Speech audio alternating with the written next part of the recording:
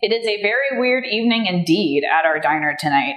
We have customers coming in asking for hamburgers that cost at least a certain amount of money, but they don't even care what's on their hamburger as long as it has a top bun and a bottom bun. Oh, and also spells a word? I'm Cassie, Elle, and this is a quick walkthrough of Bacon, Letters, and Tomatoes by Pack Dude Games.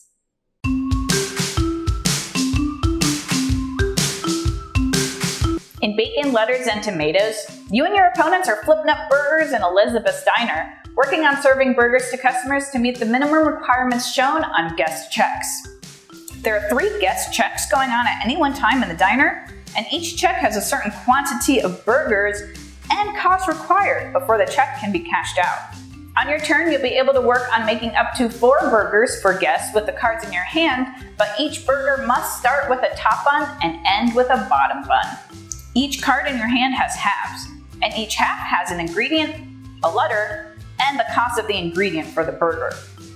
Now the burgers you make can have as many of the same ingredients on them as you choose, except for the buns. Burgers can only have 1 top bun and 1 bottom bun.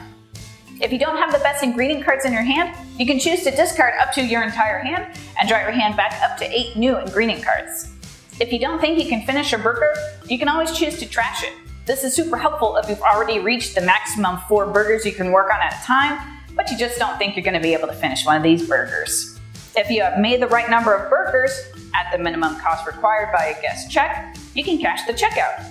When you cash out a check, you discard the burgers used to fulfill the guest check. I know, what a waste. And then take the check for endgame points.